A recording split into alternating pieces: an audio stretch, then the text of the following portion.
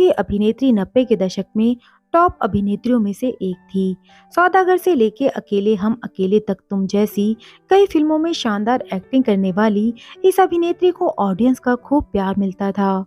फिर शराब की लत इनका करियर ले डूबी। इस अभिनेत्री की प्रोफेशनल लाइफ जितनी शानदार रही, वहीं इनकी पर्सनल लाइफ उतनी ही उतार चढ़ाव भरी रही। इस अभिनेत्री का नाम नाना पाटेकर से लेकर कई लोगों के साथ जुड़ा, लेकिन समय के साथ टूटता चला गया। जीवन साथी के तौर पर इन्होंने नेपाली बिजनेसमैन को चुना, हालांकि यह रिश्ता 2 साल के अंदर ही टूट गया। ये अभिनेत्री एक कैंसर सर्वाइवर भी हैं। तो चलिए दोस्तों, आज इस वीडियो में हम बात करेंगे अभिनेत्री मनीषा कोइराला की लाइफ के बारे में। हेलो दोस्तों, अंटो स्टोरी में आप सभी का स्वागत है। दोस्तों, अगर आपको वीडियो पसंद आती है तो प्लीज इसे लाइक और चैनल को सब्सक्राइब जरूर करें। हो जाता है कैसे प्यार, न जाने कोई ना मेरा मन क्यों तुम्हें चाहे। ओ पिया प्यार क्यों इतना कि जब बाग में कोई फूल खिला तो भंवरे में। मनीषा कोइराला का जन्म 16 अगस्त 1970 को नेपाल के काठमांडू में एक राजनीतिक परिवार में हुआ।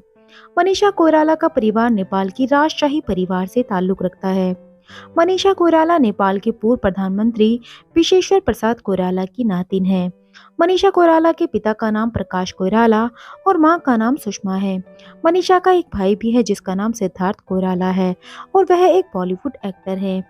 10वीं की पढ़ाई पूरी करने के बाद मनीषा ने सबसे पहले साल 1979 के दौरान एक नेपाली फिल्म में काम किया था।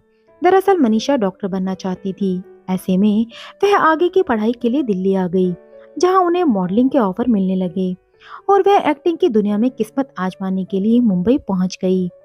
मनीषा कोइराला की पर्सनल लाइफ की बात करें तो मनीषा कोइराला का नाम कई अभिनेताओं के साथ जुड़ा। बॉलीवुड के लेजेंडरी एक्टर नाना पाटेकर का नाम एक्ट्रेस मनीषा कोइराला के साथ लिया जाता था। दोनों की नजदीकियों के किस्से आम थे। नाना पाटेकर और मनीषा कोइराला फिल्म खामोशी द म्यूजिकल की शूटिंग के दौरान एक दूसरे के काफी करीब आ गए थे। संजय लीला भंसाली की इस फिल्म में नाना और मनीषा ने बाप बेटी का रोल निभाया था। कहते हैं इसी दौरान दोनों को एक दूसरे से प्यार हो गया। इसके बाद नाना पाटेकर और मनीषा कोइराला की एक फिल्म अग्नि साक्षी आई। कहते हैं इस फिल्म के रिलीज के समय तक इंडस्ट्री में इनके अफेयर के चर्चे जोरों पर होने लगे थे। असल में नाना पाटेकर तब अपनी वाइफ से अलग रह रहे थे और इसी बीच मनीषा कोइराला की इनसे नजदीकियां बढ़ गई थी। मनीषा कोइराला नाना पर शादी के लिए दबाव बना रही थी, लेकिन नाना पाटेकर अपनी वाइफ को छोड़ने के लिए तैयार नहीं थे। इस बात से नाराज मनीषा कोइराला ने नाना पाटेकर का साथ छोड़ दिया था। इसके बाद मनीषा कोइराला ने नेपाली बिजनेसमैन सम्राट दहल से शादी कर ली, लेकिन ये शादी महज 2 साल में ही टूट गई। मनीषा कोइराला और सम्राट दहल फेसबुक पर मिले थे और यहीं से दोनों की लव स्टोरी की शुरुआत हुई। शुरुआत में दोनों में सिर्फ बातचीत शुरू हुई और फिर दोनों एक दूसरे से मिलने लगे। सम्राट मनीषा से 7 साल छोटे थे, लेकिन मनीषा नेपाल मूल के इस बिजनेसमैन से प्यार करने लगी। उन्होंने तय कर लिया कि वह सम्राट दहल से ही शादी करेंगी। मनीषा ने अपने अफेयर को काफी समय तक छुपाए रखा और अचानक शादी की खबर से लोगों को हैरान कर दिया। मनीषा कोइराला ने साल 2010 में सम्राट दहल से शादी की। दोनों की शादी रीति रिवाजों के साथ काठमांडू में हुई थी। मनीषा कोइराला और सम्राट दहल के रिश्ते में प्यार का परवान जितनी जल्दी चढ़ा, उतनी ही जल्दी उतर भी गया। शादी के कुछ समय बाद ही दोनों के रिश्ते में मतभेद की खबरें आने लगी। दोनों के बीच मतभेद इतना बढ़ गया कि जल्दी दोनों ने अलग होने का फैसला कर लिया। उस वक्त मनीषा कोइराला अपने पति के बर्ताव से काफी परेशान हो गई थी। मनीषा कोइराला ने अपने पति पर कई आरोप लगाए। मनीषा ने कहा उनका पति उनका सबसे बड़ा दुश्मन है। वो कभी सोच नहीं सकती कि कोई इंसान अपनी पत्नी के लिए इतना बुरा हो सकता है। मनीषा कोइराला को अपनी शादी को लेकर काफी उम्मीदें थी, लेकिन जब रिश्ता टूटा तो वह काफी दुखी हो गई। उस वक्त मनीषा काफी तनाव में चल रही थी।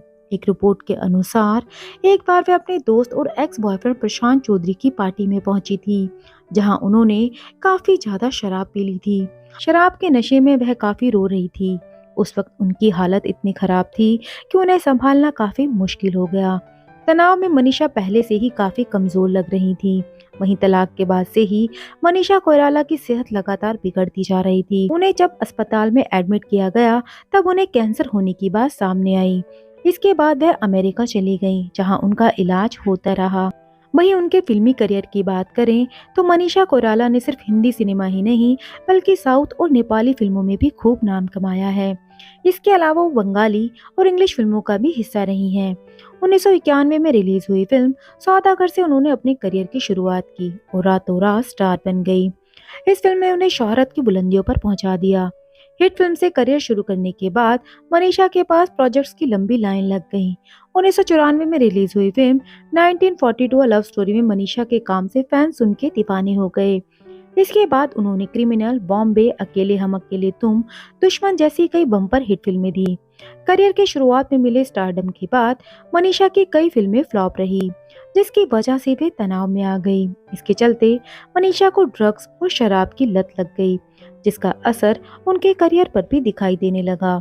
हालात उस वक्त ज्यादा बिगड़ गए जब उन्हें कैंसर होने का पता लगा। हालांकि मनीषा ने हार नहीं मानी।